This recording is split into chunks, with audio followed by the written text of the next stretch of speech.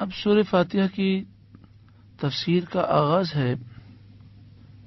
بعض ائمہ کے نزدیک بسم اللہ الرحمن الرحیم سورہ فاتحہ کا جز ہے، لیکن احناف کے نزدیک بسم اللہ سورہ فاتحہ کا جز نہیں۔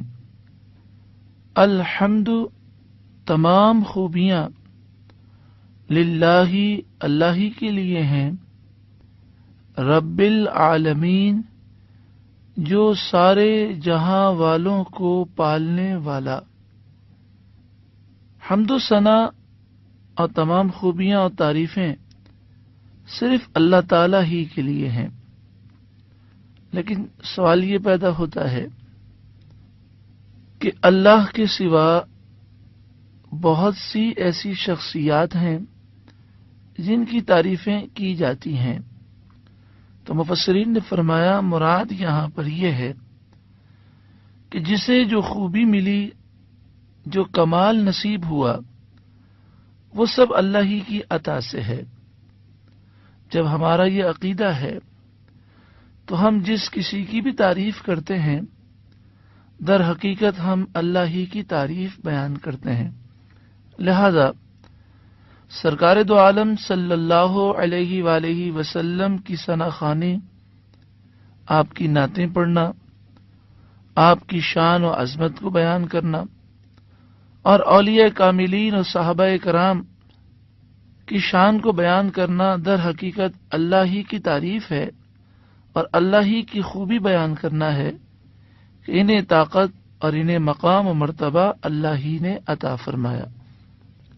ہمیں چاہیے کہ ہم ہر کلام اور ہر کام کی ابتدا میں الحمدللہ پڑھ لیا کریں، جیسا کہ ابو داؤد شریف دوسری جلد صفحہ نمبر 309 پر ہے۔ حضرت ابو ہریرہ رضی اللہ تعالی عنہ راوی ہیں، سرکار دو عالم صلی اللہ علیہ وآلہ وسلم نے ارشاد فرمایا، جس کلام کی ابتدا الحمدللہ سے نہیں کی جائے گی وہ ناتمام رہے گا، یعنی اس میں برکت نہیں ہوگی۔ اسی طرح دوسری حدیث پاک میں کام کا ذکر بھی ہے، تو ہمیں ہر کام کی ابتدا میں اور ہر جائز کلام کی ابتدا میں 3 کام کرنے چاہیے۔ بسم اللہ الرحمن الرحیم، الحمد للہ رب العالمین، یہ 2 کلمات ادا ہوں اور ساتھ میں درود پاک بھی پڑھنا چاہیے تاکہ کام خیر و برکت کا مجموعہ ہو جائے۔ مسلم شریف پہلی جلد صفحہ نمبر 118 پر ہے۔ حضرت ابو مالک اشعری رضی اللہ تعالی عنہ راوی ہیں، سرکار دو عالم صلی اللہ علیہ وآلہ وسلم نے ارشاد فرمایا، پاکیزگی نفس ایمان ہے، الحمدللہ میزان کو بھر دیتا ہے، سبحان اللہ الحمدللہ آسمان و زمین کے درمیان کو بھر دیتے ہیں۔ یعنی الحمدللہ اور سبحان اللہ کہنے کا اتنا ثواب ہے کہ آسمان و زمین کے درمیان جو جگہ ہے اس سے بھی بڑھ کر اللہ تعالی بندے کو ثواب عطا فرماتا ہے، اور الحمدللہ کا اتنا ثواب ہے کہ کل بروز قیامت میزان عمل نیکیوں سے بھر جائے گا۔ الرحمن الرحیم، بہت ہی زیادہ مہربان رحم کرنے والا۔ رحمان اور رحیم اللہ کے یہ دونوں مبارک نام ہیں جو اس کی صفت رحمت پر دلالت کرتے ہیں۔ رحمان اور رحیم کے معنی صرف رحمت کرنے والا نہیں بلکہ بہت زیادہ اور ہر وقت رحمت کرنے والا ہے۔ مالک یوم الدین، فیصلے کے دن کا مالک۔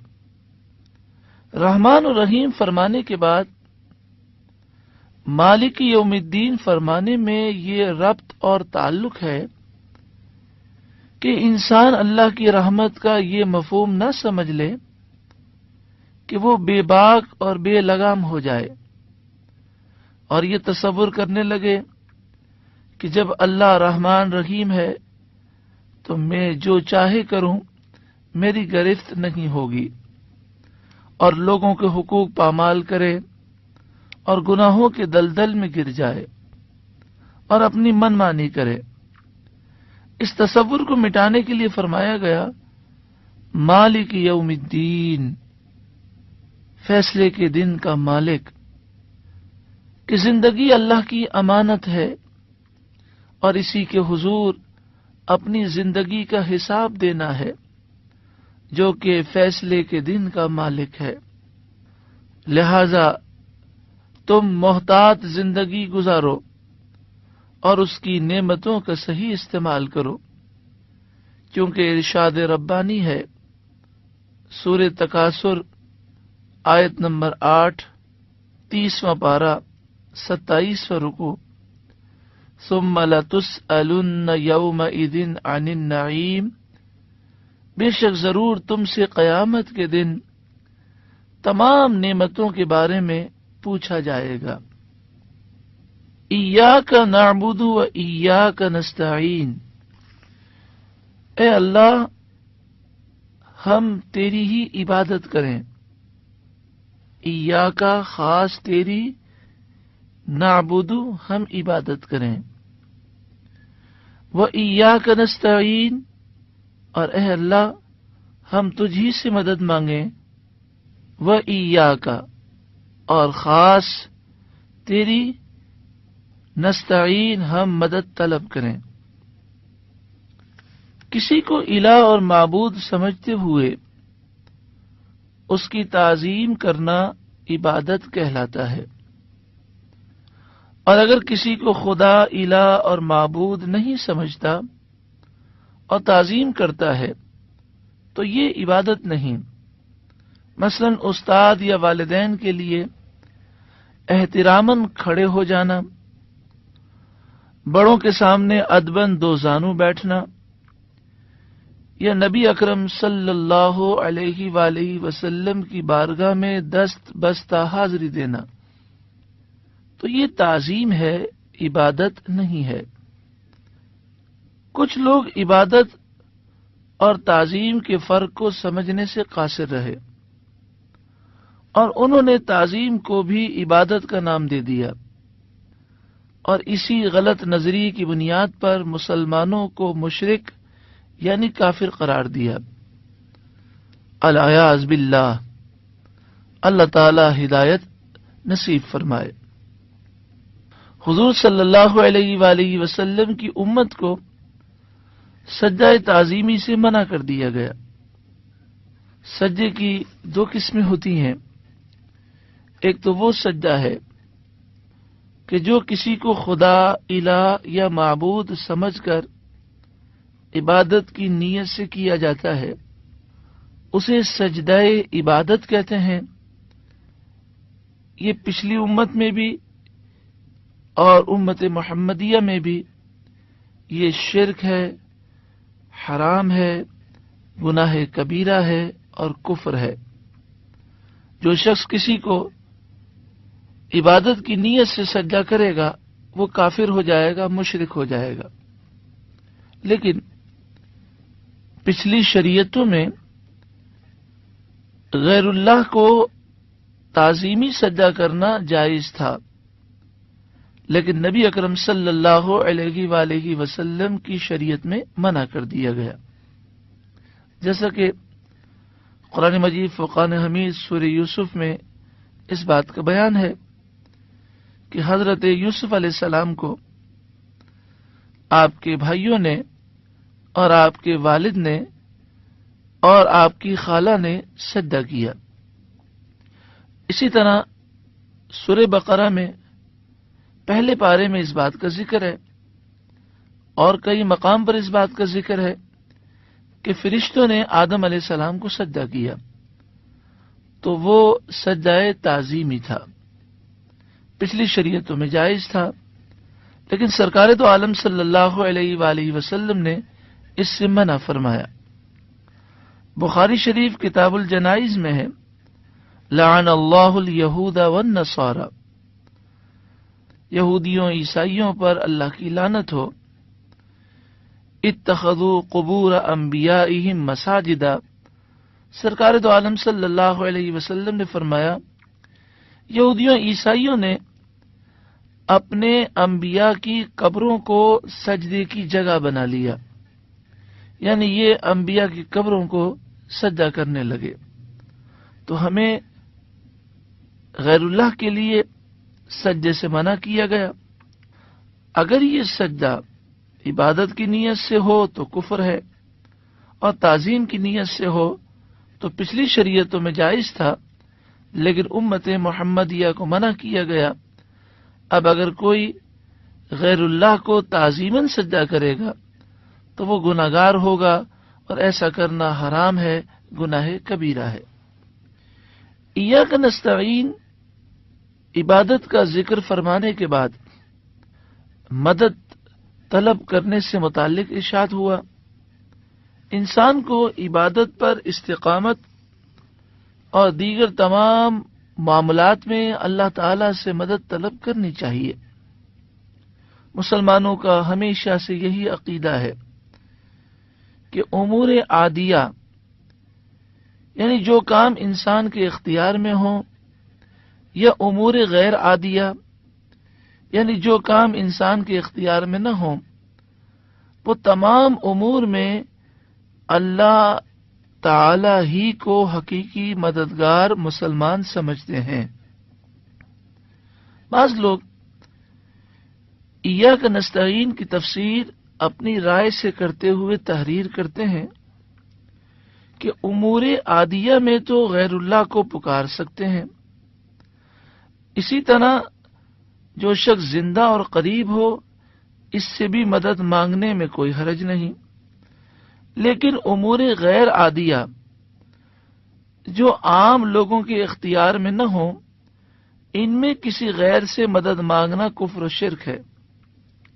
حالانکہ صحیح عقیدہ اور اس آیت کی تفسیر یہی ہے کہ شرک کا تعلق زندہ، وفات شدہ، قریب اور دور سے نہیں، کیونکہ اگر دور سے پکارنا ہی شرک ہو تو کیا کسی بت کو قریب سے پکارنا شرک نہیں ہوگا؟ اسی طرح جو فرعون کو الہ سمجھ کر پکارتے تھے وہ مشرک ہی تھے، اگرچہ فرعون زندہ اور قریب تھا۔ توحید و شرک کا تعلق زندہ، فوت شدہ، قریب اور دور سے کر دیا جائے تو خرابی یہ لازم آئے گی کہ زندہ کو سجدہ کرے تو جائز، اور مردہ کو سجدہ کرے تو شرک، استغفر اللہ۔ اسی طرح زندہ کے نام پر جانور ذبح کرے تو جائز، اور مردہ کے نام پر ذبح کرے تو شرک، نعوذ باللہ من ذالک۔ نیز قریب والے کے لیے نماز پڑھے تو جائز، اور دور والے کے لیے پڑھے تو شرک، الامان والحفیظ۔ غور فرمائیے، توحید و شرک کا غلط مفہوم کس طرح شرک کے دلدل میں دھسا دیتا ہے۔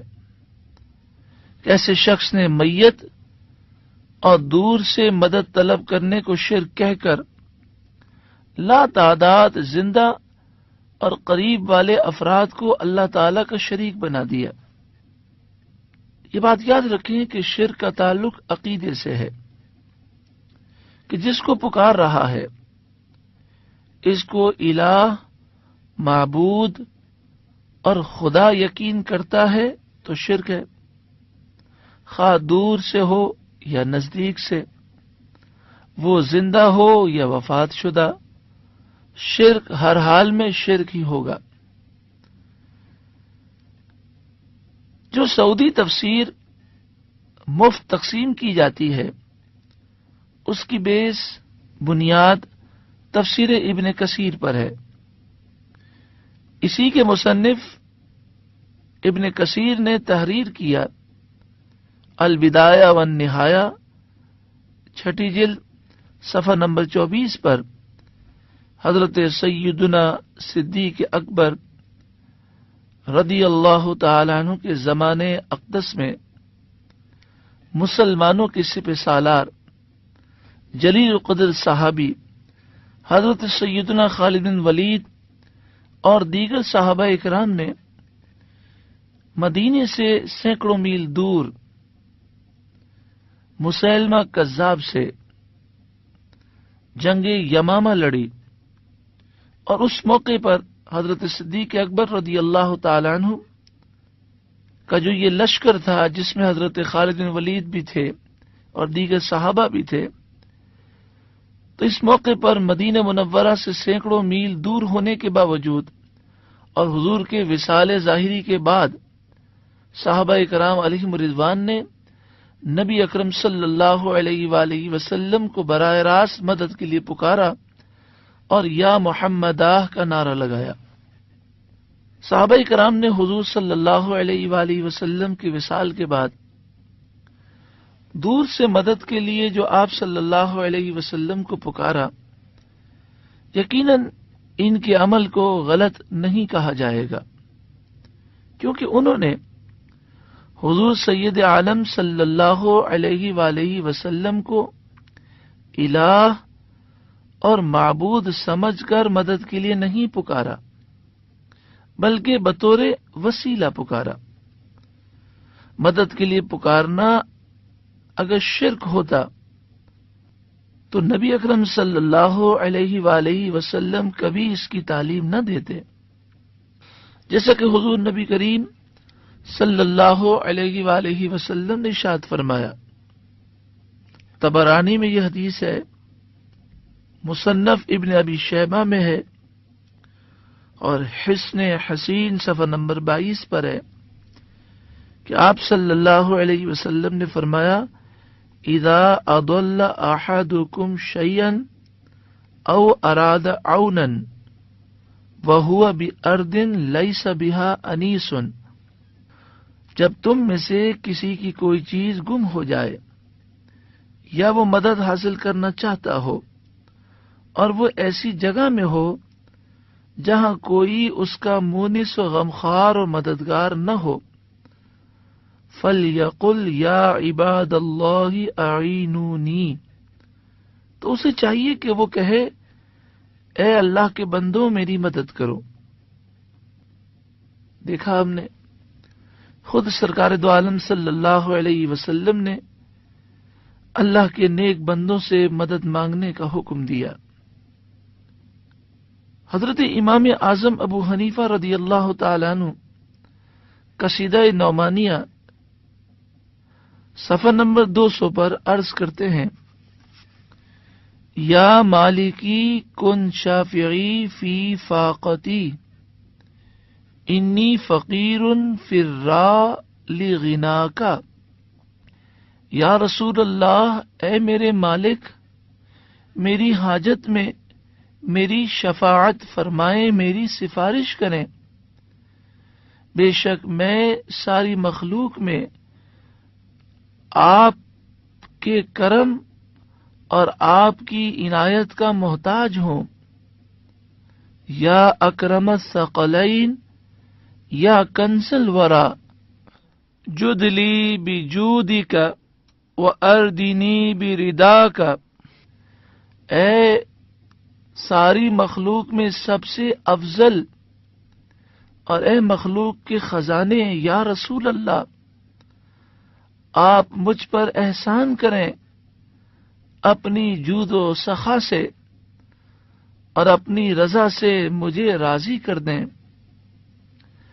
انا تامع بالجود منک ولم یکن لأبی حنیفۃ فی الانام سواک، یا رسول اللہ میں آپ کی جود و سخا کی امید رکھتا ہوں اور ساری مخلوق میں ابو حنیفہ کے لیے آپ کے سوا کوئی مددگار نہیں۔ حضور غوث اعظم رضی اللہ تعالی عنہ کا ارشاد لکھا ہے، بہجت الاسرار وہ کتاب ہے جو صدیوں پرانی کتاب اور بڑی مستند کتاب ہے۔ صفحہ نمبر 102 پر لکھا کہ حضور غوث اعظم رضی اللہ تعالی عنہ نے فرمایا، من استغاث بی فی کربت کشفت عنہ، جو کسی تکلیف میں مجھے مدد کے لیے پکارے گا تو اس کی تکلیف دور کر دی جائے گی۔ ومن نادانی بسمی فی شدت فرجت عنہ، اور جو پریشانی میں میرے نام کو پکارے گا تو اس کی پریشانی دور کر دی جائے گی۔ یعنی مراد یہ ہے کہ جو مجھے بطور وسیلہ پکارے گا اللہ تعالیٰ اس کی ہر مشکل کو دور فرما دے گا۔ معلوم ہوا کہ اللہ کی عطا سے صالحین مددگار ہیں، جیسا کہ قرآن پاک میں بھی ارشاد ہے، سورہ تحریم 28واں پارہ، فَإِنَّ اللَّهَ هُوَ مَوْلَاهُ وَجِبْرِيلُ وَصَالِحُ الْمُؤْمِنِينَ، بے شک اللہ ان کا مددگار ہے اور جبریل اور نیک مومنین مددگار ہیں۔ مسند احمد حدیث نمبر 16498، مسند الشامیین، آپ صلی اللہ علیہ وسلم نے ارشاد فرمایا، انہم لا یعبدون شمسا ولا قمرا ولا حجرا ولا وثنا ولكن یراؤون باعمالہم، بے شک میری امت سورج، چاند، پتھر اور بت کی پوجا نہیں کرے گی لیکن اپنے اعمال میں دکھلاوا کرے گی۔ بخاری شریف دوسری جلد صفحہ نمبر 951، کتاب الرقاق حدیث نمبر 6152 میں ہے، سرکار دو عالم صلی اللہ علیہ وآلہ وسلم نے فرمایا، وَإِنِّي وَاللَّهِ مَا أَخَافُ عَلَيْكُمْ أَن تُشْرِكُوا بَعْدِي، اللہ کی قسم مجھے اس بات کا کوئی خوف نہیں کہ تم میرے بعد شرک کرو گے، وَلَكِنْ أَخَافُ عَلَيْكُمْ أَن تَنَافَسُوا فِيهَا، ہاں مجھے ڈر ہے تو اس بات کا کہ تم دنیا کی محبت میں گرفتار ہو جاؤ گے۔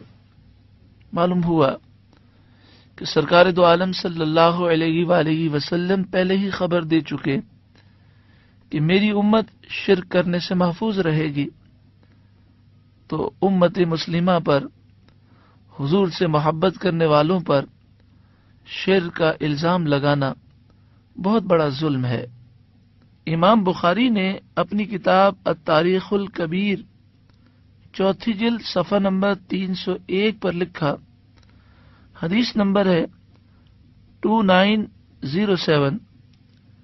ابن کثیر نے تفسیر ابن کثیر میں دوسری جلد صفحہ نمبر 266 پر لکھا، عن حذیفہ قال، حضرت حذیفہ رضی اللہ تعالی عنہ سے روایت ہے، قال رسول اللہ صلی اللہ علیہ وسلم، رسول اللہ صلی اللہ علیہ وآلہ وسلم نے ارشاد فرمایا، انما اتخوف علیکم رجل، مجھے اس بات کا خوف ہے کہ تم میں کوئی شخص ایسا ہوگا، قرأ القرآن، کہ وہ قرآن پڑھے گا، حتی رؤیت بہجتہ علیہ، یہاں تک کہ اس قرآن کا نور اس پر دیکھا جائے گا، وَكَانَ رِدْءًا لِلْإِسْلَامِ غَيْرَهُ إِلَى مَا شَاءَ اللَّهُ، یہ دوسروں کے لیے اسلام کی چادر ہوگا مگر جب تک اللہ چاہے گا، فَانْسَلَخَ مِنْهُ، پھر وہ اسلام اور قرآن کے نور سے نکل جائے گا، وَنَبَذَهُ وَرَاءَ ظَهْرِهِ، اور وہ قرآن کو اپنی پیٹھ کے پیچھے پھینک دے گا۔ قرآن کے نور سے اور اسلام کی چادر سے وہ کیسے محروم ہوگا؟ فرمایا، وَسَعَى عَلَى جَارِهِ بِالسَّيْفِ، وہ تلوار نکالے گا اور اپنے پڑوسی پر تلوار سے حملہ کرے گا، وہ رماہ بالشرک، اور اس کی وجہ یہ ہوگی کہ وہ اپنے پڑوسی پر شرک کا الزام لگائے گا، اسے مشرک سمجھے گا۔ قال قلت یا نبی اللہ، حضرت حذیفہ بن یمان کہتے ہیں میں نے عرض کی اے اللہ کے نبی، ایہما اولا بالشرک المرمی ام الرامی، یا رسول اللہ ان دونوں میں سے مشرک کون ہوگا؟ قال بل الرامی، آپ صلی اللہ علیہ وسلم نے فرمایا یہ کثرت سے قرآن پڑھنے والا، جس کے چہرے پر قرآن کا نور ہوگا اور اسلام کے لیے جو چادر ہوگا، مگر ایک مسلمان پر شرک کا الزام لگانے کی وجہ سے وہ خود مشرک ہو جائے گا۔ بل الرامی، شرک کا الزام لگانے والا ہی مشرک ہو چکا ہوگا۔ یعنی معلوم ہوا کہ کسی مسلمان پر شرک کا الزام لگانے سے الزام لگانے والا ہی مشرک ہو جاتا ہے، اسلام کے دائرے سے باہر ہو جاتا ہے۔ جو مسلمان کو مشرک کہے اسے مرتے وقت توبہ کے ساتھ صحیح عقیدے کے ساتھ کلمہ نصیب نہیں ہوگا۔ شرک کی حقیقت نہ سمجھنے کی بنا پر کثرت سے قرآن پڑھنے والی قوم نے بھی صحابہ اکرام علیہم رضوان پر شرک کا الزام لگایا۔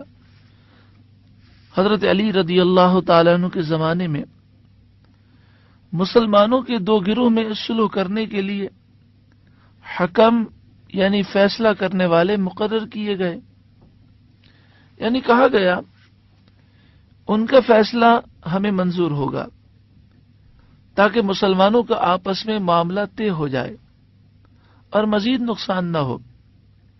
چنانچہ حضرت علی رضی اللہ تعالی عنہ نے حضرت ابو موسیٰ اشعری رضی اللہ عنہ کو اور حضرت امیر معاویہ رضی اللہ تعالی عنہ نے حضرت عمرو بن عاص رضی اللہ عنہ کو حکم فیصلہ کرنے والا مقرر فرمایا۔ خارجیوں نے حضرت علی اور حضرت امیر معاویہ اور تمام صحابہ کرام پر اعتراض کرتے ہوئے کہا کہ آپ نے غیر اللہ کو حکم مان کر قرآن مجید کے اصول کے خلاف کیا، کیونکہ قرآن مجید میں ارشاد ہے ان الحکم الا للہ، فیصلہ کرنے والا صرف اللہ ہے، لہذا آپ مشرک ہو گئے، دائرہ اسلام سے خارج ہو چکے ہیں، اب آپ ہمیں بھی شرک کی دعوت دے رہے ہیں، معاذ اللہ۔ حضرت علی رضی اللہ تعالیٰ عنہ سے اجازت لے کر حضرت عبداللہ بن عباس رضی اللہ تعالی عنہما اس گروہ کو نصیحت فرمانے کے لیے تشریف لے گئے۔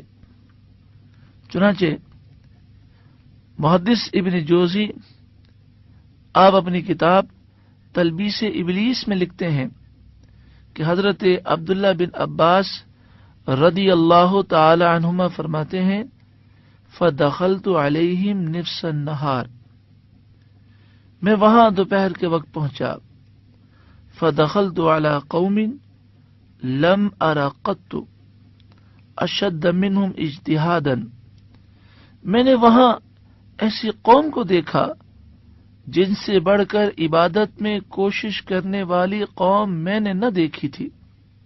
ذرا سوچیں، حضرت عبداللہ بن عباس نے تو صحابہ کرام کو دیکھا تھا، لیکن فرماتے ہیں کہ یہ خارجی جو مسلمانوں پہ شرک کے الزام لگا رہے تھے، یہ اتنی کثرت سے عبادت کرتے تھے کہ حضرت عبداللہ بن عباس کہتے ہیں کہ ایسی قوم میں نے نہ دیکھی جو اتنی کثرت سے عبادت کرتی ہو۔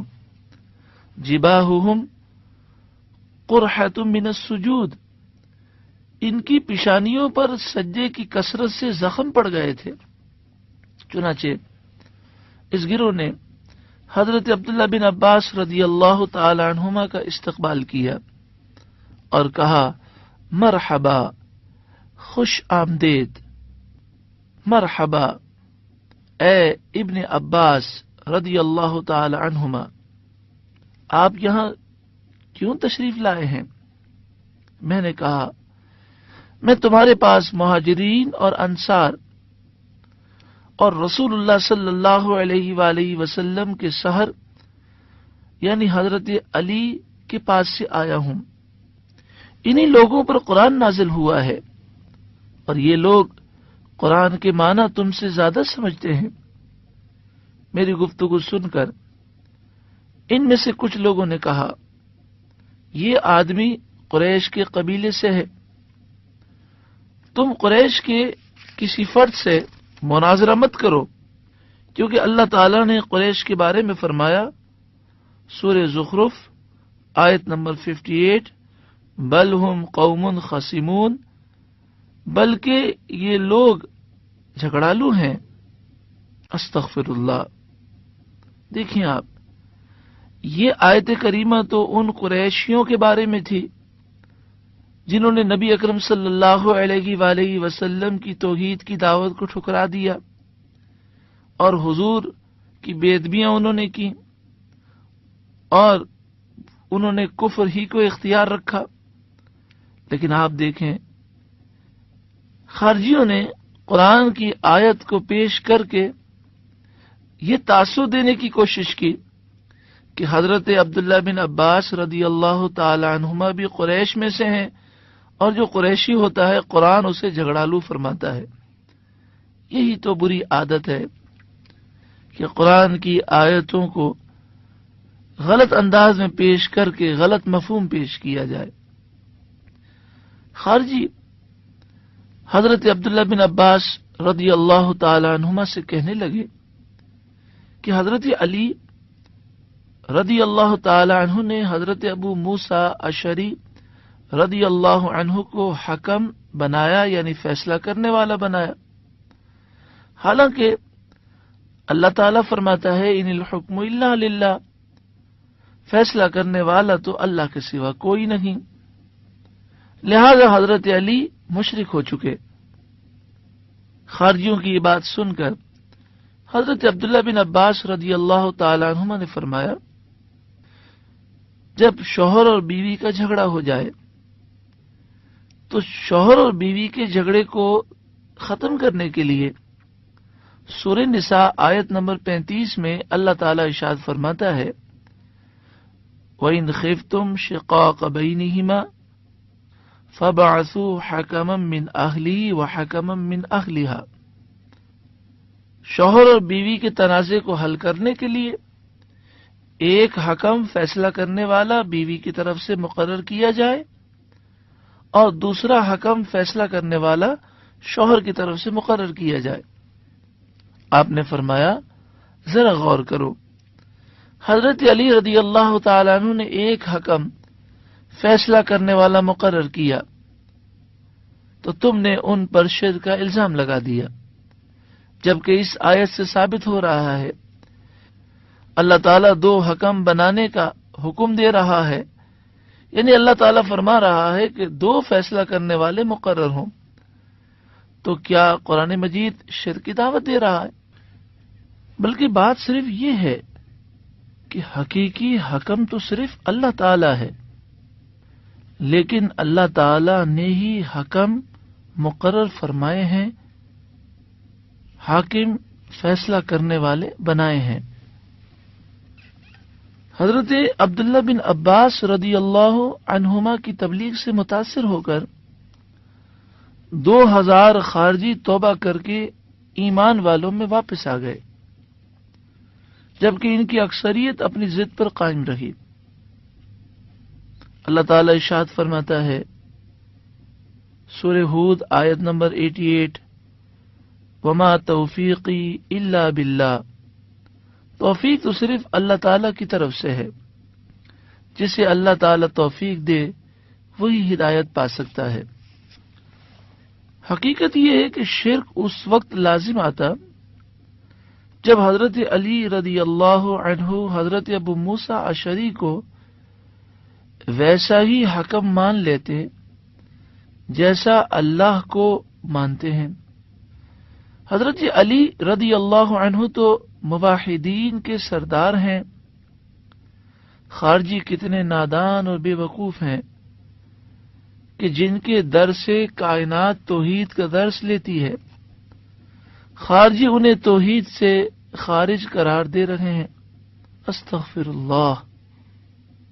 بلا شک و شبہ یہ ایک بدیہی بات ہے جو ہر ایک فہم و شعور رکھنے والا سمجھتا ہے کہ یقیناً یہ کلمہ حق اور سچ ہے، ان الحکم الا للہ، حاکم حقیقی تو صرف اللہ ہی ہے۔ لیکن یہ درست نہیں کہ سچ بات کو پیش کر کے غلط مفہوم عام کیا جائے۔ اسی لیے جب حضرت علی رضی اللہ تعالیٰ عنہ کے سامنے یہ کہا گیا کہ خارجی کہتے ہیں ان الحکم الا للہ، آپ نے فرمایا کلمۃ حق ارید بها الباطل، یعنی بات اور کلمہ تو حق ہے، لیکن جو اس کی مراد یہ بیان کر رکھے ہیں یہ مراد صحیح نہیں ہے۔ اسی طرح آیت مبارکہ ایاک نعبد و ایاک نستعین، یہ تو حق ہے، لیکن جو لوگ اپنی رائے سے اس کی غلط تفسیر کر کے یہ بیان کرنا چاہتے ہیں کہ اللہ والوں سے اگر مدد طلب کی جائے اور عقیدہ یہ ہو کہ اللہ والا نہ تو الہ ہے، نہ معبود ہے، نہ خدا ہے، نہ اللہ کا بیٹا ہے، صرف وہ محض اللہ کا مقبول بندہ ہے اور اللہ نے اسے مدد حاصل کرنے کا ذریعہ بنایا ہے، اور بطور وسیلہ اگر اللہ والے کو مدد کے لیے پکارے تو اسے یہ کہنا کہ وہ شرک کر رہا ہے، تو در حقیقت وہ اس آیت کا غلط مفہوم بیان کر رہا ہے جو شخص ایسا الزام کسی مسلمان پہ لگائے۔ شرک کی تعریف کیا ہے؟ علامہ تفتزانی کی معتمد علیہ مشہور زمانہ تصنیف ہے شرح عقائد نصفی، جو آج پوری دنیا میں درس نظامی عالم کورس میں شامل ہے۔ اس میں علامہ تفتزانی لکھتے ہیں الاشراک ہوا اثبات الشریک فی الالوہیت بمعنی وجوب الوجود کما للمجوس او بمعنی استحقاق العبادت کما لعبدۃ الاصنام۔ کسی کو شریک ٹھہرانے سے مراد یہ ہے کہ مجوسیوں کی طرح کسی کو الہ، خدا اور واجب الوجود سمجھا جائے، یا بت پرستوں کی طرح کسی کو عبادت کے لائق سمجھا جائے۔ آپ دیکھیں الحمدللہ حضور صلی اللہ علیہ وآلہ وسلم کا کوئی بھی عاشق سرکار دو عالم صلی اللہ علیہ وآلہ وسلم سے محبت کرنے والا حضور صلی اللہ علیہ وآلہ وسلم کو نہ خدا سمجھتا ہے، نہ الہ، نہ معبود، اور نہ ہی واجب الوجود جانتا ہے، اور نہ ہی کوئی مسلمان رسول اللہ صلی اللہ علیہ وسلم کی عبادت کرتا ہے، تو پھر مسلمانوں پر شرک کا الزام کتنا بڑا ظلم ہے۔ شرک کی 3 اقسام ہیں: شرک فی العبادہ، شرک فی الذات، شرک فی الصفات۔ شرک فی العبادہ یہ ہے کہ اللہ تعالی کے علاوہ کسی اور کو عبادت کا مستحق سمجھا جائے۔ اللہ تعالی نے ارشاد فرمایا 15واں پارہ سورہ بنی اسرائیل آیت نمبر 23 میں ارشاد فرمایا وَقَضَىٰ رَبُّكَ أَلَّا تَعْبُدُوا إِلَّا إِيَّاهُ، اور آپ کے رب نے حکم فرمایا کہ اس کے علاوہ کسی اور کی عبادت نہ کرو۔ شرک فی الذات، شرک فی الذات یہ ہے کہ کسی ذات کو اللہ تعالی جیسا تسلیم کیا جائے، یعنی واجب الوجود مانا جائے، جیسا کہ مجوسی 2 خداؤں کو مانتے تھے۔ شرک فی الصفات، کسی کی ذات میں اللہ تعالی جیسی صفات ماننا شرک فی الصفات ہے۔ یعنی یہ تصور کیا جائے کہ جس طرح اللہ کی صفات ذاتی ہیں، قدیم ہیں، ازلی ابدی ہیں، اسی طرح کسی بندے کی صفات ہیں، تو در حقیقت یہ شرک ہے کہ ایسے شخص نے اللہ کی طرح کسی اور کو واجب الوجود مان لیا۔ چنانچہ اللہ تعالی جیسی صفات کسی نبی میں مانی جائیں یا کسی ولی میں تسلیم کی جائیں، کسی زندہ میں مانی جائیں یا فوت شدہ میں، کسی قریب والے میں تسلیم کی جائیں یا دور والے میں، شرک ہر صورت میں شرک ہی رہے گا، جو ناقابل معافی جرم اور ظلم عظیم ہے۔ بہت سے لوگ شرک فی صفات کو نہ سمجھ سکے اور خود بھی گمراہ ہوئے اور دوسروں کو بھی گمراہ کیا۔ آئیے ہم شرک فی صفات پر غور کرتے ہیں۔ سورہ بقرہ آیت نمبر 143 میں ہے، ان اللہ بالناس لرؤوف الرحیم، بے شک اللہ تعالی لوگوں پر رؤوف اور رحیم ہے۔ 11واں پارہ سورہ توبہ آیت نمبر 128 میں ہے، لقد جاءکم رسول من انفسکم، بے شک تمہارے پاس تم ہی میں سے رسول تشریف لائے، عزیز علیہ ما عنتم، جن پر تمہارا مشقت میں پڑنا گرا ہے، بھاری ہے، یعنی ان سے تمہاری تکلیف دیکھی نہیں جاتی۔ حریص علیکم، تمہاری بھلائی کے بہت زیادہ چاہنے والے ہیں، تم سے بہت زیادہ محبت کرنے والے ہیں۔ بالمؤمنین رؤوف الرحیم، مومنوں پر رؤوف اور رحیم ہے۔ اب غور کیجئے، ایک جگہ پر قرآن یہ ارشاد فرماتا ہے کہ اللہ رؤوف و رحیم ہے، اور دوسرے مقام پر قرآن مجید فرقان حمید یہ ارشاد فرماتا ہے کہ رسول اللہ صلی اللہ علیہ وآلہ وسلم رؤوف و رحیم ہے۔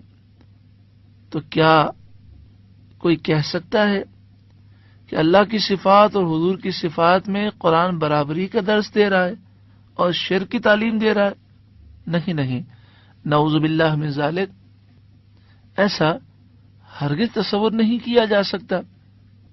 اب یہاں شرک فی صفات کیوں نہیں پایا جاتا؟ کہ اللہ کا رؤوف و رحیم ہونا ذاتی ہے، رسول اللہ کا رؤوف و رحیم ہونا اللہ کی عطا سے ہے۔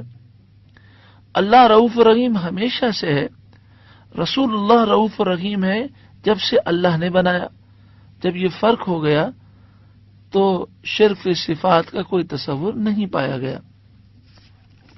اسی طرح ارشاد ہوا سورہ نمل آیت نمبر 65، قل لا يعلم من في السماوات والارض الغیب الا اللہ، آپ فرما دیجئے کہ اللہ کے سوا غیب نہیں جانتے جو کوئی آسمانوں اور زمین میں ہے۔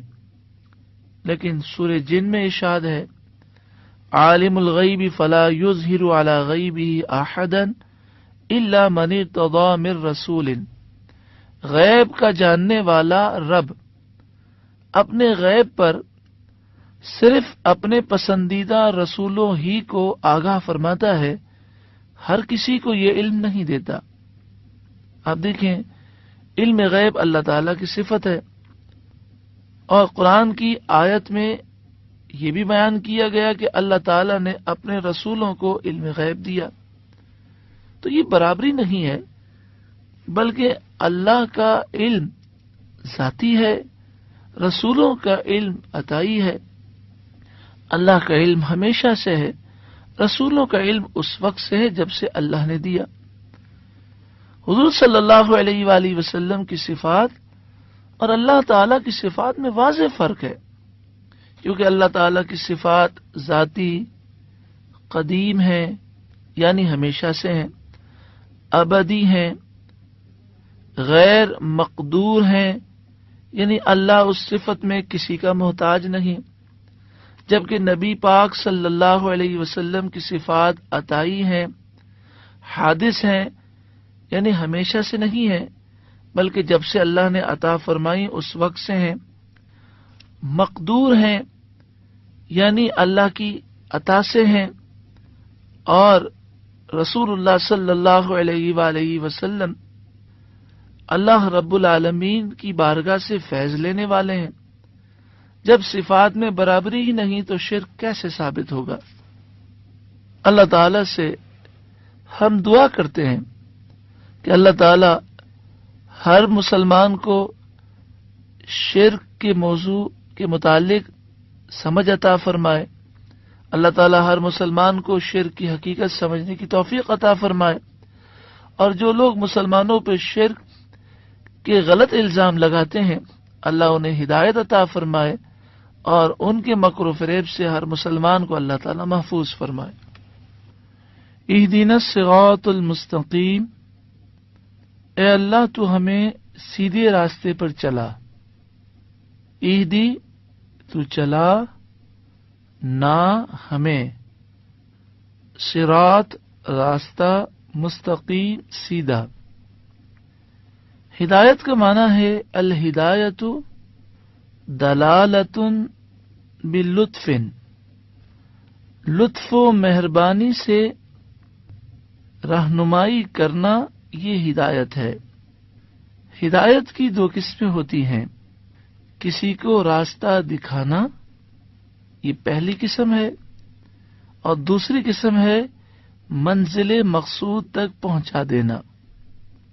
تو یہاں پر اعلی حضرت امام اہل سنت نے جو ترجمہ فرمایا اس میں یہ ہے، اے اللہ تو ہمیں سیدھا راستہ چلا، یعنی اے اللہ ہم سیدھا راستہ تو دیکھ چکے، اب ہمیں اس پر چلنے کی توفیق عطا فرما اور منزل مقصود تک پہنچا دے۔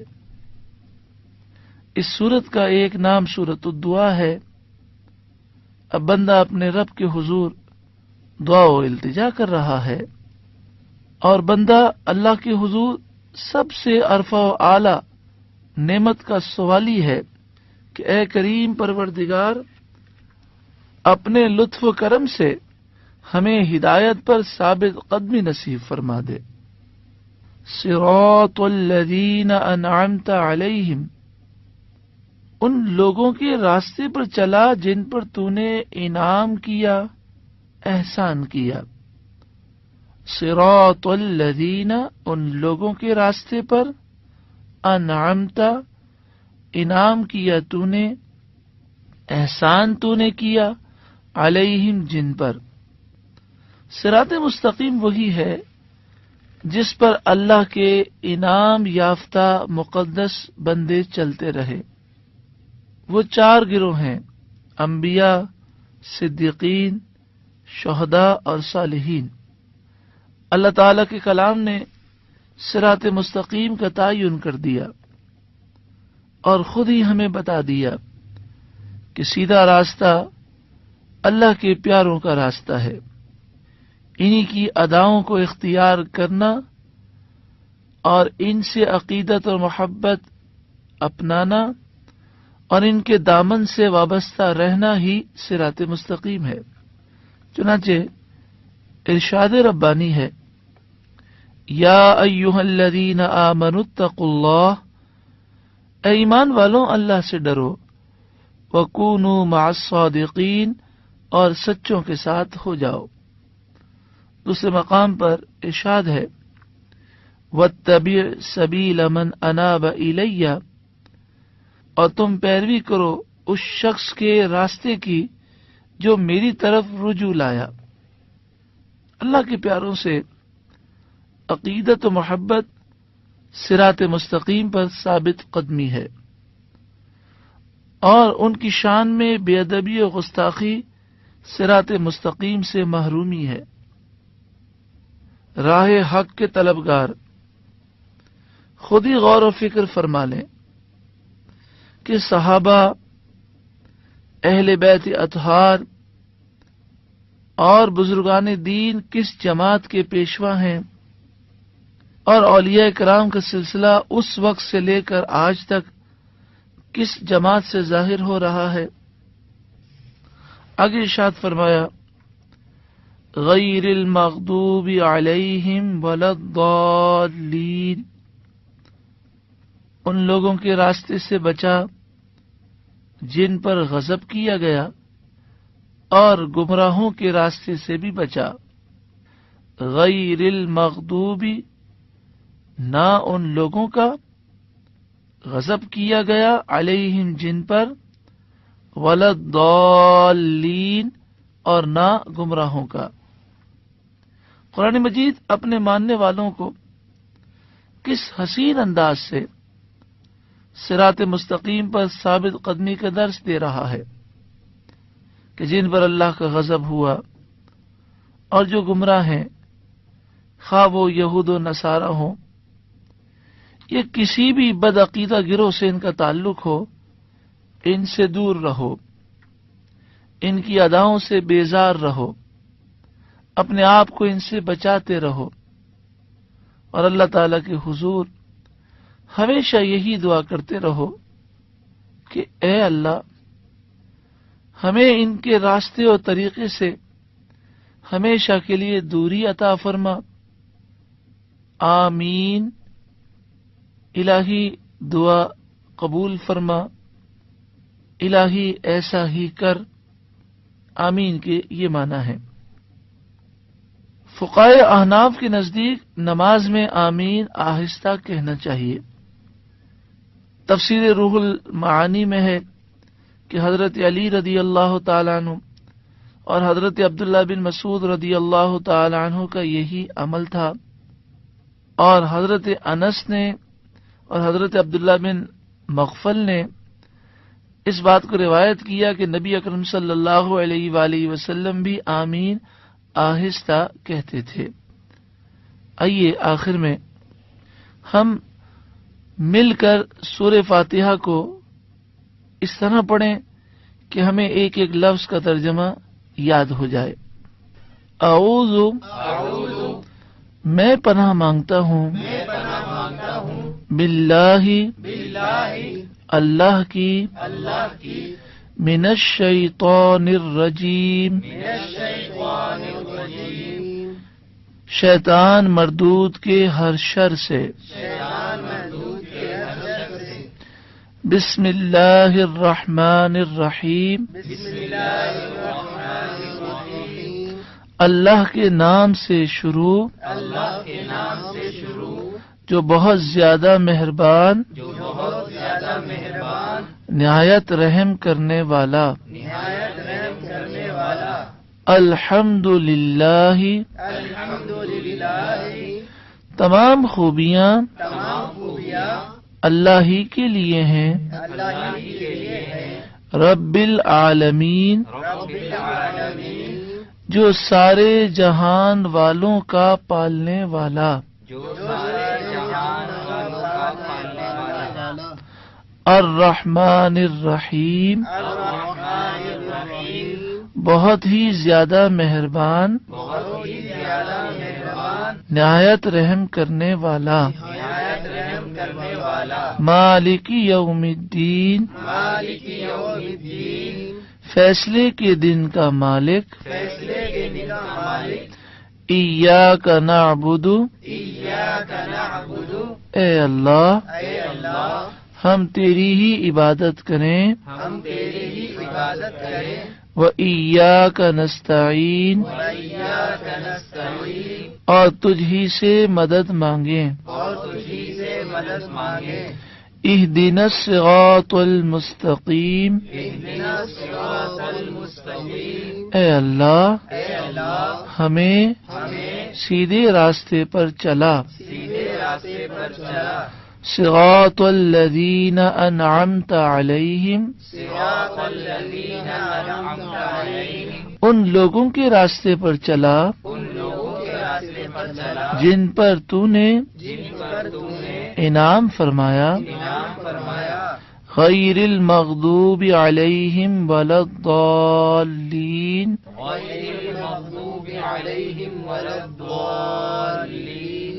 ان لوگوں کے راستے سے بچا ان لوگوں کے راستے سے بچا جن پر غضب کیا گیا جن پر غضب کیا گیا اور جو گمراہ ہوئے. اور جو گمراہ ہوئے. آمین. آمین. الہی قبول فرما. الہی قبول فرما.